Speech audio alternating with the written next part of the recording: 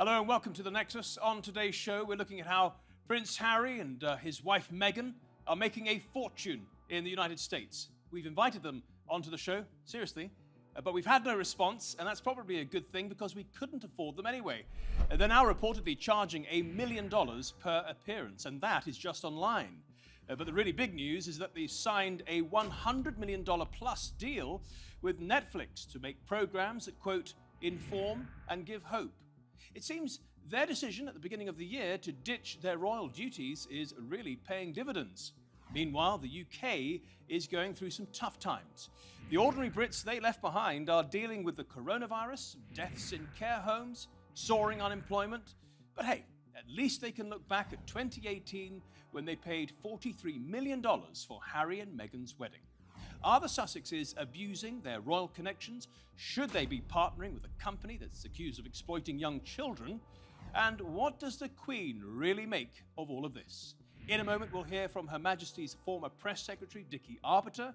We'll also hop over to New York for The View from Wall Street. And we'll hear from a British talent agent who thinks it's a great deal for Netflix and the royals. But first, a closer look at that mega deal with Netflix. If you were wondering what Prince Harry and Meghan Markle's next move would be after deciding to step away as senior members of the royal family, well, here it is. They are going to Netflix. Prince Harry and Meghan Markle have officially gone Hollywood. Prince Harry and Meghan Markle have signed a very lucrative deal with Netflix. We're talking tens of millions of pounds. At least $50 million. $100 million. Now we finally know what they've really been up to. We're told it's going to include scripted series, docu-series, documentaries, features, and even children's programming. In a statement, the couple says in part, our focus will be on creating content that informs but also gives hope. We do know that a nature doco-series and a series about inspiring women is already in the works. I think one of the attractions of Netflix for Harry and Meghan is that it's global. They were shopping it around across, all of the major companies.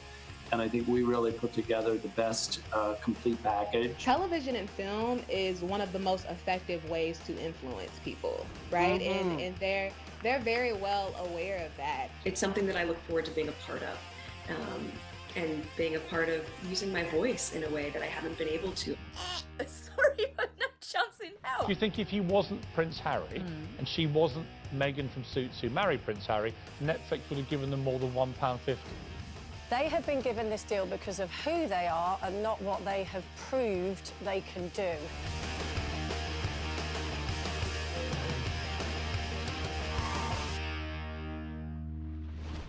Okay, let's hear from our first guest now, and the Queen's former press secretary, Dickie Arbiter, joins us once again. Dickie, nice to see you again. Thanks for joining us here on The Nexus. Let me start with the most important question from your perspective. What does the royal family make of this deal with Netflix? Have they said anything? I don't think we're going to hear anything from the royal family. We've got to look at Harry and Meghan. What did they decide? They decided to leave the United Kingdom. They wanted to be financially independent. They have subsequently paid off Frogmore Cottage, which was hanging over them. They have a bit of money. Harry's got his mother's legacy, his great-grandmother's legacy. Meghan's got a bit stashed away. They're allegedly not getting any money from the Prince of Wales. To be financially independent, you've got to work. You've got to get a contract. So they've signed a deal with Netflix. How much it's worth, we don't know. All sorts of speculation. The royal family won't comment one way or another. They're leaving Harry and Meghan to it. As long as they don't bring the royal family into disrepute, they'll let them get on with it. Well, that was the bargain, wasn't it? I think that Harry promised his grandmother he wouldn't do anything to embarrass the royal family. The fact is that Netflix is the very video supplier that makes The Crown, which, as I understand it, is about to air an episode where they look at Diana's eating disorder, bulimia, and apparently that is not a well-liked series in the palace. Well, it's looked upon in the palace as entertainment and nothing else. It is fiction as far as the script is concerned. It's based on events of the day, but there's a lot of dramatic license. Peter Morgan has said there's dramatic license. There are things said in it that didn't actually happen. Yeah. There are things happening in it that didn't actually happen. So it's looked at as entertainment. They're not poo-pooing the whole thing. At the end of the day, it's about entertaining the masses. Okay. That's exactly what it's doing. Britain's going through a very tough time right now, Dickie, and ordinary British people have got to deal with the coronavirus, deaths in care homes. They can't really go on holiday properly. Unemployment is terrible. And they look at Meghan and Harry, who've retained their Duke and Duchess title and are capitalising on that and nothing else. They have no experience in producing programmes, and they're getting a widely reported sum of 100 million. Let's not quibble. It's tens of millions of dollars for sure. Can't you see how a lot of ordinary British people who have every sympathy for the monarchy generally might feel rather galled by that? Well, they will be appalled by what's going over in California with Harry and Meghan. As far as the royal family here are concerned, the Queen is riding high, the Prince of Wales riding high, as is Camilla, as are the Duke and Duchess of Cambridge. We saw them operating through the whole of the pandemic. They're still operating throughout the pandemic, and people appreciate that. They appreciate seeing the Queen. Everybody remembers that message on April the 5th when COVID was at its highest, and the Queen said, and I paraphrase here, we'll see our friends again, we will see our families again, we will meet again. People don't forget that. As far as Harry and Meghan are concerned, being very ill-advised in terms of public relations, because when people are suffering over here, people are losing their jobs, people are struggling to make a living and wondering how they're going to pay the next bill. To have all this thrown in their faces over from California is not the right way of going about it. And their public relations people have got a lot to answer for. Yeah. Unfortunately, neither Harry nor Meghan can rein them in. They want the publicity. The more publicity they get, the more people that are interested in what they're doing, and the more they can probably make. Now, as I mentioned, they're capitalising on their titles that they've retained as Duke and Duchess of Sussex. And it is clear that the content they're going to make is likely to be quite political, although it will be dressed up in the guise of social inequality, social injustice, and so on. 98% of people want the Duchess of Sussex to be stripped of her title if she's going to go into politics, and she has gone around the periphery of politics already by encouraging people to vote and saying it's time for change, which we all know what that means. It's time to get Donald Trump out. So would you agree that it is only right that the Queen moves to strip her of the title? Well, if she's going to go into politics, that's a different question altogether. And will she be stripped of her title? As long as she's married to Harry, she is the Duchess of Sussex. Harry can't be stripped of his title because he is born royal. He can decide, well, I don't want to be known as Prince Harry anymore. Don't want to be known as Duke of Sussex anymore. Call me Harry Sussex, whatever. But it's a very difficult and grey area. I just wonder, Meghan going into politics, there was some talk about running for president. Well, that's a bit far-fetched. Dickie Arbiter, thank you very much for your contributions to the Nexus once again. Appreciate it. Well, of course, this isn't the first time that Harry's leveraged his royal position for commercial purposes. Remember back in January, when he was still His Royal Highness, he basically asked Disney's boss to give his wife a job doing voiceovers.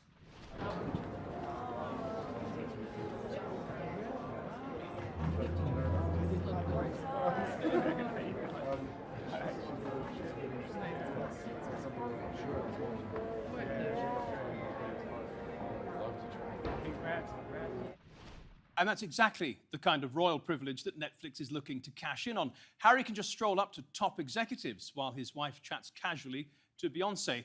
But are they worth $100 million? Let's take a quick look at the full Harry-Meghan package.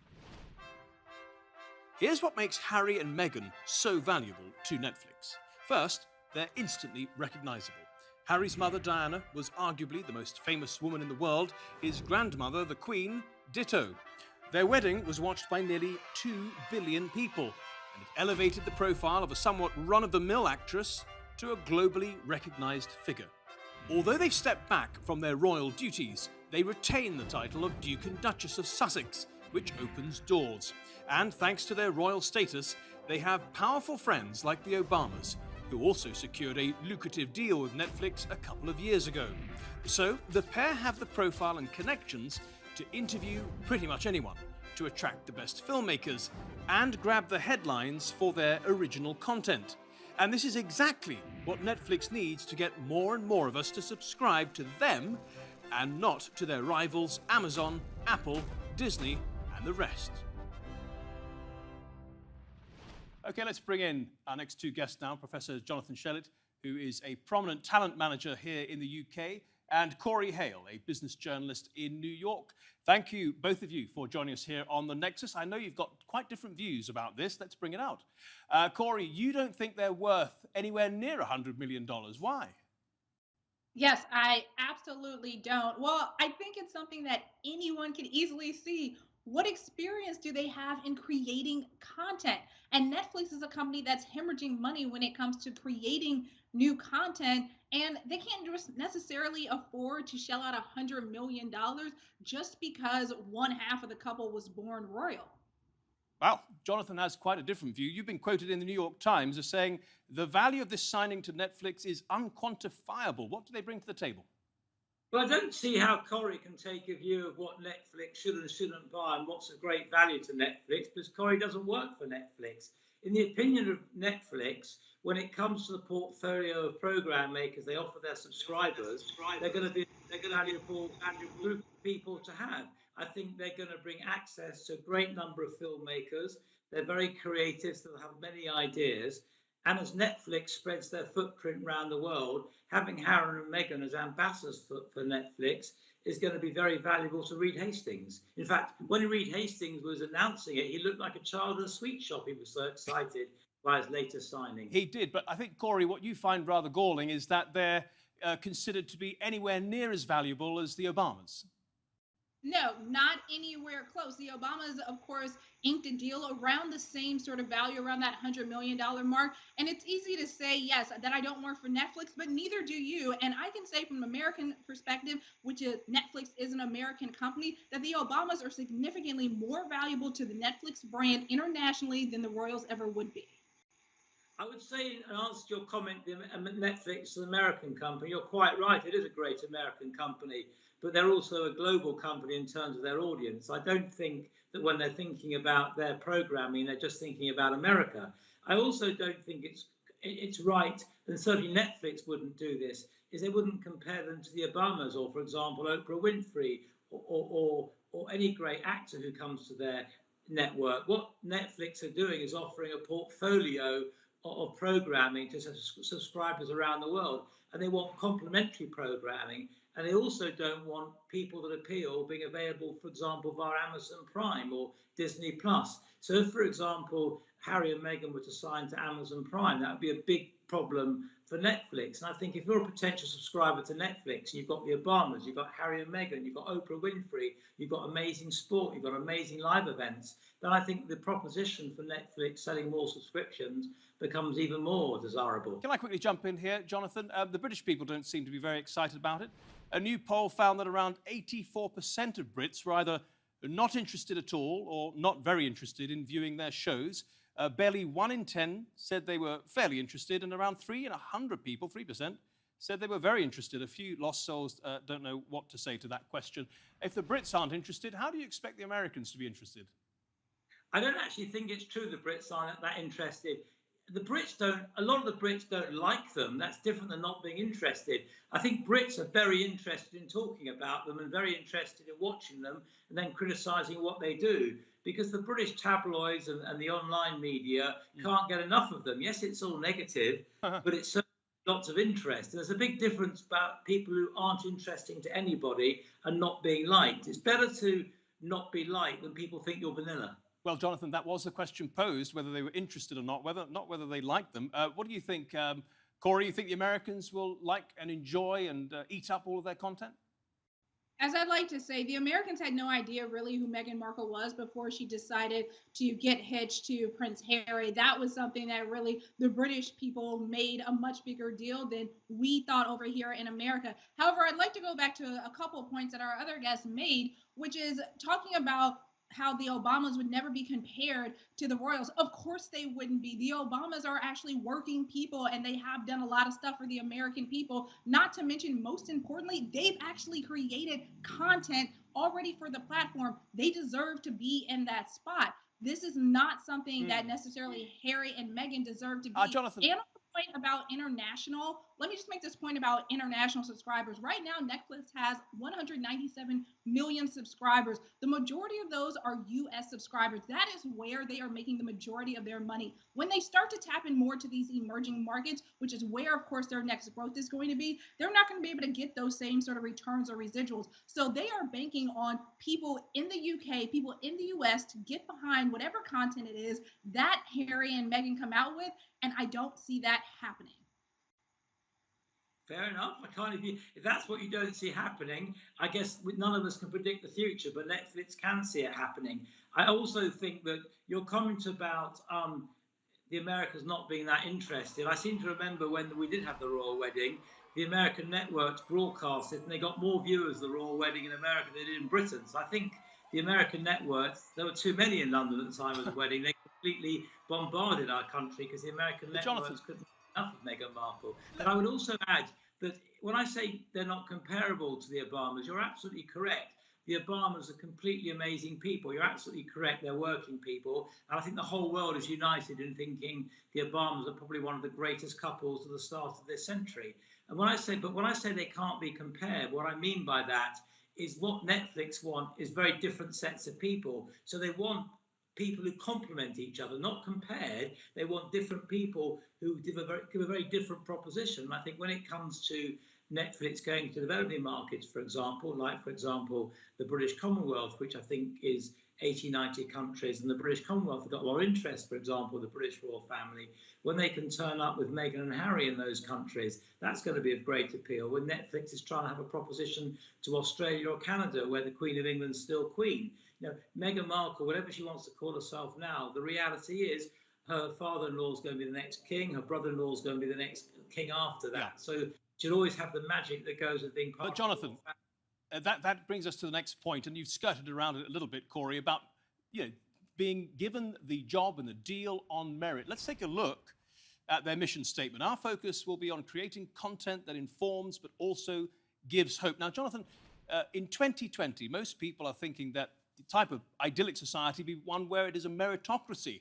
And here you see people who retain their royal titles standing on the platform of the most powerful and famous white family in the world and using that to walk through the doors of Netflix and Apple and Disney and secure themselves a deal in a way that nobody else could do. That is just not the contemporary way of doing things. If you're looking for a fair society, that's the exact opposite. Well, listen, I think you're absolutely right. For a start, I agree with meritocracy, and the reason I'm on this television programme today is because I've worked really hard for the last 30 years, and you've heard about me as a consequence. Meghan worked very hard for many years before she met Prince Harry. She wasn't born with a golden spoon in her mouth. But I think equally, it's not fair to say to Prince Harry, you haven't got a right to do things because you were born to the royal family. He didn't choose the way he was born. That was cast upon him. And I think someone like Prince Harry, with the Invictus Games, for example, has demonstrated that he has done good for certain communities. And I also think with diversity being such a massive issue in the world right now, I'm deliberately not using the word Black Lives Matter because I'm speaking to a black lady and I'll be shot down whatever I say because white middle-class men can only be wrong. But I do think when it comes to diversity, the fact a Prince of England has married someone who's not white is a fantastic statement. Yes, but Jonathan, that is not Harry's full record, is it? I mean, they are going to make a film about the founder of Black Lives Matter movement, but are we supposed to forget that just a few years ago, Harry was caught on video calling a fellow soldier a Paki and another a raghead, or that he dressed up as a Nazi for a fancy dress party? Had it been anybody else, their careers would be over. I'm not quite sure I agree with that totally. I think many people when they're young make mistakes, and because of social media and everyone having a camera phone now, every mistake gets remembered. And Prince Harry was the first to apologise for his error of judgment. But there are many people. You can go to fancy dress shops in London. I can't speak about New York, but I've been to a fancy dress shop in New York. And unfortunately, there are uniforms you can rent for parties of nasty, horrible people in the history of the world. Of course, being a Nazi is deeply unpleasant. And of course, a member of the British royal family shouldn't have dressed such. But people do grow up. People do become mature. And I don't think Harry should be condemned for the rest of life of what he did when he was young. But he should be rewarded with a massive tens and tens of millions of dollars. Look, we're not talking about being castigated and told off, but rewarded in this way to actually make programs about diversity and equality. You tell me, Corey, get the last word in really quickly. People who live in mansions in Santa Barbara, do they have a right to lecture the rest of us about it? In a way, yes, on Meghan's side, not so much Harry. Meghan is someone who grew up in Compton, California. Anyone who knows anything about that area, this is an area that is definitely skews heavily to the minority side. She definitely does know about hard work. She did, I guess, quasi make a name for herself, at least enough of a name to marry a prince. So that's a good thing. But in general, I just think that Netflix handed them this token on a platter. As a content creator myself, Netflix isn't necessarily going to hand me $100 million or even a $100,000 production deal, and they wouldn't have handed it to Meghan either. It's Harry, who has nothing to do with media, nothing to do with content, and his royal title that secured that deal. Well, she certainly had no qualms about marrying into the most elite white family in the world. Corey Hale, Jonathan Shalit, thank you so much for your contributions to The Nexus. Really appreciate it. Well, you know, the use or abuse of royal privilege is one thing, but what about Netflix itself? Is it really a suitable partner for the sixth in line to the throne? You may have noticed Netflix is in the middle of a controversy right now because it's airing this film called Cuties. It's about an 11-year-old French Senegalese girl who rebels against her family by joining a local dance troupe. The movie has been accused of exploiting and sexualizing children. The trailer has been disliked 2 million times, and a number of anti-Netflix petitions are now gaining support. Let's bring in our final guest now, and Hayley McNamara, the Vice President at the International Center on Sexual Exploitation, joins us. Let's just look at the motivation here. The film's director says she's presenting a commentary of the girl's situation. She's not condoning it. Right. Well, the director might have the intent to expose these very real harms being inflicted on young girls, but the effect of her film, in actuality, hypersexualizes and exploits the young actresses themselves. You know, there's a way to portray the sexualization of young girls in a way that does not need long scenes with close-up shots of the girls' bodies. You just don't need to portray it so gratuitously in a way that actually it reinforces the very message that you are trying to criticize. And your organization speaks out against sexual exploitation everywhere. You've put Netflix very high on your radar, on your so-called Dirty Dozen list. What does that mean, and why Netflix in particular? Right. So Netflix is on the Dirty Dozen list, which names 12 mainstream contributors to sexual exploitation, because it inserts graphic sex scenes in the majority of its original content and also normalizes sexual exploitation, both with obviously this new Cutie show, but also through graphic depictions of sexual assault. They've had a series that minimizes child sex trafficking called Baby, and they have also had other videos that sexualize children, such as the film Desire, which portrays a 9-year-old girl engaging in sexual activity. So Netflix is unfortunately building itself quite the rap sheet of normalizing sexual exploitation and turning it into entertainment, which is socially irresponsible. And why do you think it is that Hollywood, and we can now include Harry and Meghan in that group, espouses liberal, caring values and yet are so silent on this movie and on the things that you've mentioned? I think it's a complete disconnect. I think they assume that they're able to portray it so gratuitously in order to criticize it, but that's not the way that film works. When you do that, it actually normalizes it and it makes the viewer a voyeur of that same kind of exploitation. And it's not necessary. Films like The Color Purple, for example, are able to portray the dramatic impact of sexual violence and have it be a major plot point without actually normalizing it or exploiting it through gratuitous scenes. So it's unfortunately just a complete disconnect, I think, and it's something that clearly the public understands and wants to see righted. What about the people who are going online and this campaign, hashtag cancel Netflix? Do you think that's building up a head of steam, or will that just disappear? I think that it is building. I think there's been outrage about Netflix promoting sexual exploitive scenes over the past few years, but it certainly seems like this is getting more attention than ever. And I hope that the entertainment industry at large, not even just Netflix, are listening and that they realize these scenes are not okay. Would you say that Netflix is not a suitable partner for the sixth in line to the British throne? I think that Harry and Meghan should use the platform that they have now with Netflix to speak to Netflix about the film Cuties and to leverage their position and their partnership to encourage Netflix to stop normalizing and promoting sexual exploitation. So if they have a seat at the table with Netflix, this should be at the top of their to-do list. That's going to be very hard to do when you've just received a $100 million plus deal.